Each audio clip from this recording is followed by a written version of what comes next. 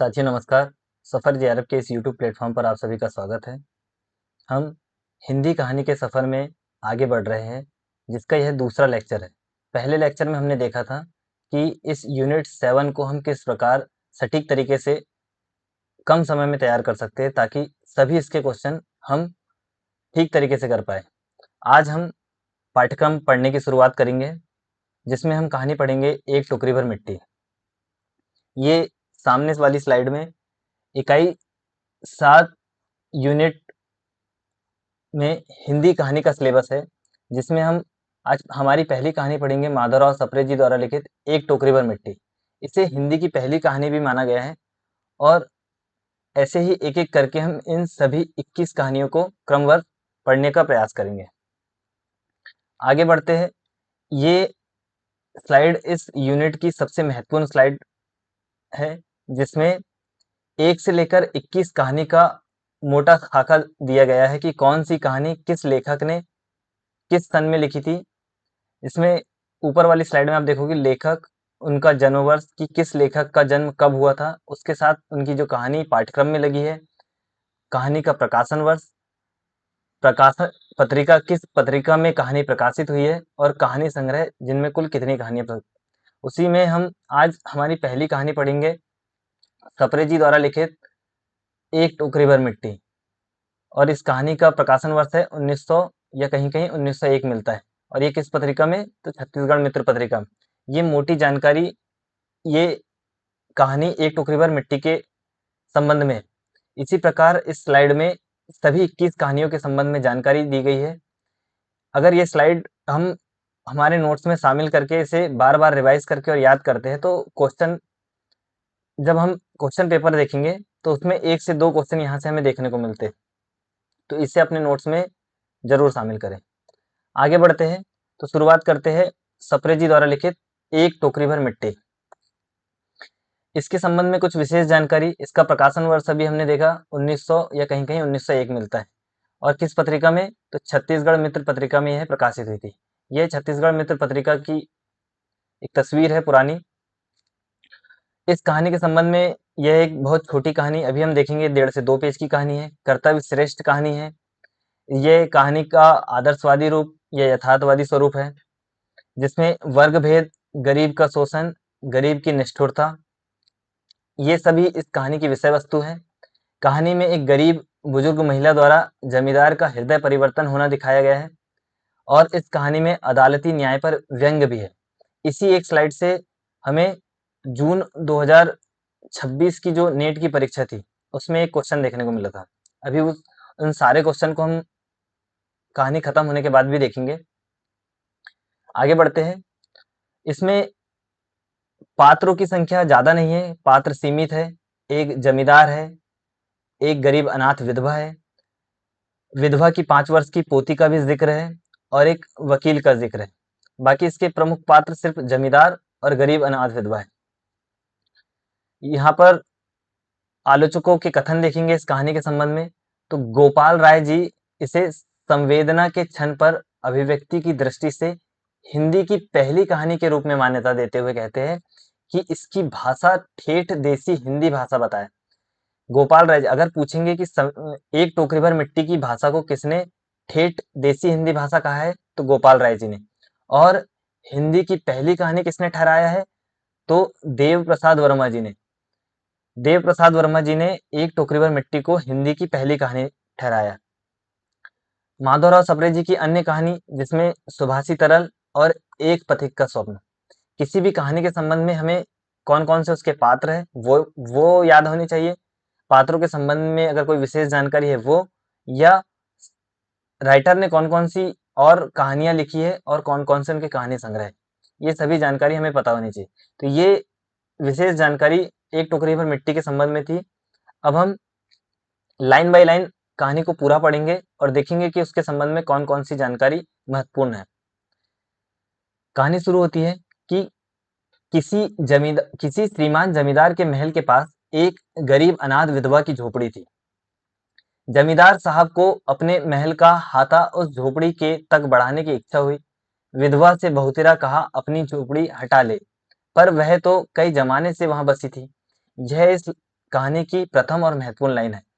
तो किसी भी कहानी, इसी कहानी नहीं, किसी भी कहानी की हमको पहली और अंतिम लाइन तो हमें पता ही होनी चाहिए। ये लाइन सीधी-सीधी पूछ ली जाती है। अभी हम देखेंगे ये लाइन पहले भी पूछी गई है।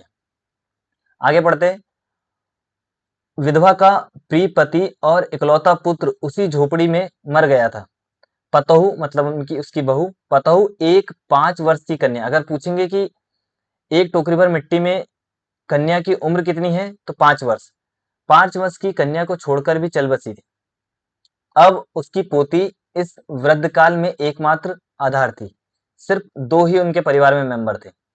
जब उसे अपनी पूर्व स्थिति याद आ जाती है, तो मारे दुख के फूट-फूट कर रोने लगती है।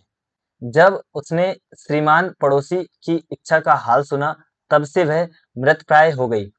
उस झोपड़ी में उसका मन लग गया था। बिना मरे वह वहां से निकलना नहीं चाहती थी। श्रीमान के सब प्रयत्न निष्फल हुए।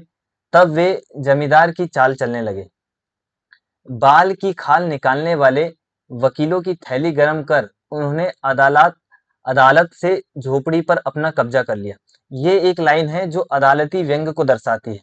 अदालती न्याय के स्वरूप क्या था उस समय, उस स्थिति को ये कहानी हमें बताती है। विधवा को वहां से निकाल दिया। बेचारी अनाथ तो थी ही, पास पड़ोस में कहीं जाकर रहने लगी। ये कहानी की प्रथम घटना हुई। आगे बढ़ते हैं। आगे क्या, एक दिन श्रीमान उस झोपड़ी के आसपास टहल रहे थे, लोगों को काम बतला रहे थे। वह विधवा हाथ में टोकरी लेकर वहां पहुंची। जब विधवा को निकाल दिया, तब कुछ दिन बाद विधवा वापस से झोपड़ी के पास आती है। श्रीमान ने उसे देखते ही अपने नौकरों से कहा, इसे यहाँ से हटा दो। पर विधवा गिड़गिड़ाकर बोली, महाराज, अब तो यह झोपड़ी तुम्हारी ही हो गई। मैं उसे लेने नहीं आई हूँ। महाराज क्षमा करे, तो एक विनती है। वह विधवा महाराज से एक विनती करती है। क्या करती है कि जमींदार साहब के सिर हिलाने पर उसने कहा, जब से यह झोपड़ी छूटी है, तब से मेरी पोती ने खाना पीना छोड़ दिया है। तो क्या रिएक्शन हुई झोपड़ी छोड़ने पर? उसकी पोती ने खाना पीना छोड़ दिया। और क्या कि मैंने बहुत समझाया, पर वह एक नहीं मानती। यही कह रही थी, कहा करती है कि अपने घर चल, वहीं रोटी खाऊंगी। मतलब उसकी पोती ने जिद ठान ली। अब मैंने यह सोचा कि इस झोपड़ी में एक टोकरी भर मिट्टी, उसी चूल्हा बनाकर रोटी पकाऊंगी। मतलब विधवा के मन में ख्याल आता है कि अगर इस झोपड़ी की मैं एक टोकरी भर मिट्टी ले जाती हूँ और उस टोकरी भर मिट्टी से जो चूल्हा बनाऊंगी, उसकी रोटी अगर मैं पोती को खिलाती हूँ, तो शायद वह भोजन कर ले। इससे भरोसा होगा कि वह रोटी खाने लगेगी। महाराज कृपा करके आज्ञा दीजिए कि इस टोकरी भर मिट्टी ले जाऊं। श्रीमान ने आज्ञा दे दी। तो दूसरी घटना में विधवा आती है, जमींदार से कहती है कि मुझे इस झोपड़ी की एक टोकरी भर मिट्टी चाहिए, और जमींदार उसको आज्ञा भी दे देता है। कहानी आगे बढ़ती है। आगे विधवा झोपड़ी के भीतर गई। वहां जाते समय उसे पुरानी बातें का स्मरण हुआ। उसकी आंखें आंसू की धारा बहने लगी। आंखों से आंसू की धारा बहने लगी। अपने आंतरिक दुख को किसी तरह संभाल कर वह एक टोकरी भर मिट्टी ली और हाथ से उठाकर बाहर ले आई। फिर हाथ जोड़कर श्रीमान से प्रार्थना करने लगी, महाराज, कृपा करके इस टोकरी को जरा हाथ लगाइए, जिससे कि मैं उसे अपने सिर पर धर लूं। यह एक लाइन है जो इस कहानी में महत्वपूर्ण साबित होगी। आगे देखते हैं क्या हुआ कि जमींदार साहब पहले तो बहुत नाराज हुए। जब वह बार बार हाथ जोड़ने लगी, पैरों पर गिरने लगी, तो उनके मन में कुछ दया आ गई। किसी नौकर से न कहकर आप ही स्वयं टोकरी उठाने आगे बढ़ गए। जब जमींदार टोकरी उठाते हैं तो क्या होता है, जो ही टोकरी को हाथ लगाकर ऊपर उठाने लगे, त्यों ही देखा कि काम उनकी शक्ति के बाहर है। टोकरी उनसे नहीं उठी। फिर तो उन्होंने अपनी सब ताकत लगाकर टोकरी को उठाना चाहा, पर जिस स्थान पर टोकरी रखी थी, वहां से एक हाथ भी ऊंची न हुई। मतलब जमींदार के पूरे प्रयास करने के बाद भी टोकरी उनसे हली नहीं।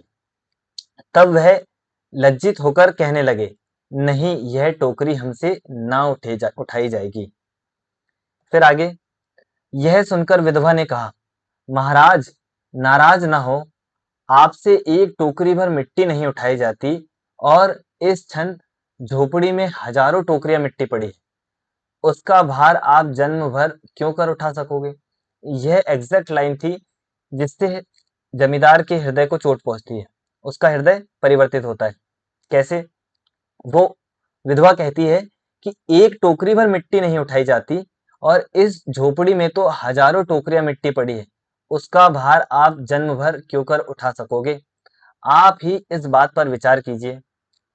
तो जमींदार साहब धन मद में गर्वित हो अपना कर्तव्य भूल गए थे। विधवा के उपयुक्त वचन सुनते ही उनकी आंखें खुल गई। कृतकर्म का पश्चाताप कर उन्होंने विधवा से क्षमा मांगी और उसकी झोपड़ी वापस दे दी। तो फाइनली हृदय परिवर्तन के बाद जमींदार झोपड़ी वापस कर देता है। तो पूछा जाएगा कि कहानी में विधवा को जमींदार ने झोपड़ी वापस की थी या नहीं, तो 100% कि विधवा को झोपड़ी वापस कर दी थी। ये कहानी थी जमींदार के हृदय परिवर्तन की। आगे हम देखेंगे माधवराव सप्रे जी के द्वारा क्या साहित्यिक योगदान रहा।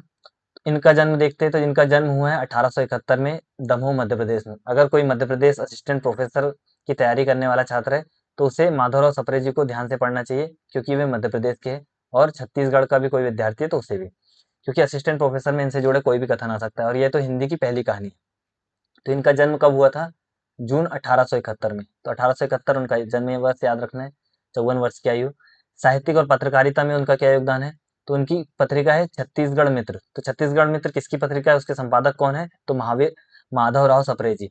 वर्ष 1900 में बिलासपुर पेंड्रा से इस मासिक पत्रिका का आरंभ हुआ। प्रथम लघु लघु कथा के बारे में क्या है कि सन 1901 में छत्तीसगढ़ मित्र में उनकी प्रसिद्ध रचना एक टोकरी भर मिट्टी छपी, जिसे हिंदी की पहली कहानी या लघु कथा माना जाता है। हिंदी की पहली पहली कहानी या लघु कथा किसे माना जाता है? एक टोकरी भर मिट्टी। अन्य उनके योगदान क्या है कि हिंद केसरी और कर्मवीर जैसे राष्ट्रवादी पत्रिकाओं का भी संपादन किया है।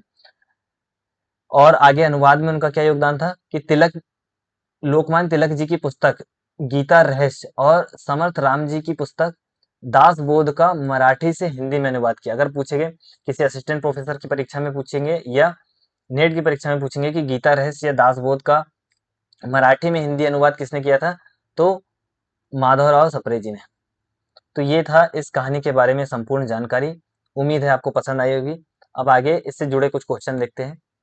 पहला क्वेश्चन है पहला क्वेश्चन है कि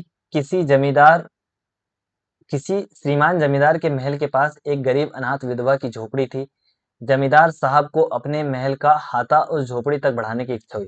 तो जैसा कि हमने देखा था कि प्रत्येक कहानी की प्रथम लाइन और अंतिम लाइन महत्वपूर्ण होती है, और यह लाइन हमें कैसे पता चला? प्रीवियस ईयर क्वेश्चन पेपर से। नेट सितंबर 2022 की शिफ्ट 2 में यह क्वेश्चन पूछा गया था। तो यह पंक्ति किस कहानी की है? तो एक टोकरी भर मिट्टी की। आगे बढ़ते हैं। प्रश्न 2, प्रकाशन वर्ष के अनुसार किन्हीं कहानियों का सही क्रम लगाइए। तो निम्नलिखित कहानियों का हमें सही क्रम लगाना है। जाहिर सी बात है, हमने ये सभी कहानी तो अभी पढ़ी नहीं है, पर इसमें एक कहानी पढ़ी है, एक टोकरी भर मिट्टी। पर इसके बारे में हमने क्या पढ़ा है कि यह कहानी सन 1900 में प्रकाशित हुई और हिंदी की पहली कहानी। तो मतलब जितनी भी कहानी दी गई है उनमें से पहली कहानी कौन सी है? एक टोकरी भर मिट्टी। देखते हैं क्या 3 किसी ऑप्शन में पहले नंबर पे है। सही विकल्प चुनेंगे। ए तो नहीं होगा, बी बी हो सकता है, सी नहीं होगा और डी भी नहीं होगा। तो जाहिर सी बात है हमारा आंसर अपने आप निकल के आ जाएगा। इस प्रकार हम एलिमिनेशन से लगाएंगे। बेशक हमें सभी रचनाओं का रचना काल नहीं पता है, पर प्रकाशन वर्ष पता ना होने पर भी हम ऐसे एलिमिनेट करके क्वेश्चन का आंसर निकाल सकते हैं। आगे हम तीसरा क्वेश्चन देखते हैं। तीसरा क्वेश्चन है सूची मिलान का। सूची 1 से सूची 2 को मिलाइए। दिया है सूची 1 में कहानीकार और कहानी दी है और उसके कहानीकार। तो कहानीकार में हम लोगों ने ना अभी सिर्फ एक कहानी पढ़ी है, एक टोकरी भर मिट्टी, और ये किसने लिखी है? सप्रे जी। तो सी का एक देखेंगे तो यहाँ पे भी नहीं है, यहाँ पे भी नहीं है, सिर्फ 2 जगह है। तो इससे हम पहुंचते हैं 50-50 पर। तो जब भी हम किसी ऐसी स्थिति में पहुंचेंगे कि आंसर हमें 50-50 है, तो हमें जरूर लगाना है। बेशक माइनस मार्किंग, अगर असिस्टेंट प्रोफेसर में कहीं माइनस मार्किंग है और 50-50 पर पहुंचते हैं तो हमें रिस्क लेना है, छोड़ना नहीं है। तो दोनों में से एक को ही लगाएंगे। और अब जब हम पूरा सिलेबस पढ़ लेंगे तो हमें पता चलेगा कि 11 वर्ष का समय शुक्ल जी की रचना है। तो ए का 4, ए का 4 कहाँ है? 2 जगह है। तो ये तो हमारा ऑप्शन नहीं होगा, तो आंसर कौन सा निकल के आ जाएगा? बी। इस प्रकार हमें एलिमिनेशन से भी आंसर निकालने की कोशिश करना है, क्योंकि हम सारा तो नहीं पढ़ सकते, पर जितना पढ़ा है उसको, उस नॉलेज को अगर ठीक तरीके से अप्लाई करेंगे तो हम ठीक तरीके से आंसर निकाल सकते हैं। आगे बढ़ेंगे। फिर क्वेश्चन 4 सुमेलित कीजिए, रचनाकार और कहानी से सुमेलित करना है। फिर वही, हमने सभी तो नहीं पढ़ा है, पर हमने पढ़ा है सप्रे जी के बारे में। सप्रे जी की एक कहानी है, एक टोकरी भर मिट्टी। एक टोकरी भर मिट्टी किसमें है? डी का 1, डी का यहाँ 4 है, यहाँ 5 है, यहाँ 1 है, यहाँ, तो सिर्फ एक जानकारी पता होने से हमने आंसर निकाला कि आंसर क्या हो जाएगा? सी। आगे बढ़ते हैं। ये क्वेश्चन नंबर 5 जो कि हालिया एग्जाम हुआ है जून 2026 का, उसमें पूछा गया है कि एक टोकरी भर मिट्टी कहानी में नहीं है, तो क्या नहीं है? क्या जमींदार की निष्ठुरता है? हाँ, निष्ठुर है, उसने जबरदस्ती महिला को झोपड़ी से बाहर निकाला था। क्या जमींदार का हृदय परिवर्तन हुआ? हाँ, जब उससे विधवा कहती है कि आपसे जन्म भर क्यों कर इस झोपड़ी का भार वहन होगा, तो हाँ, उसका हृदय परिवर्तन होता है। क्या विधवा भयभीत हुई थी? हो सकता है हुई थी। अदालती न्याय पर व्यंग? हाँ, अदालती न्याय पर व्यंग। हमें ये नहीं पता है, पर भयभीत नहीं हुई थी। बेशक वह थोड़ी भावुक हुई थी, पर भयभीत नहीं हुई थी। तो यह इसका आंसर निकल के आ जाएगा। तो ये थे कुछ क्वेश्चन जो प्रीवियस ईयर पूछे गए थे।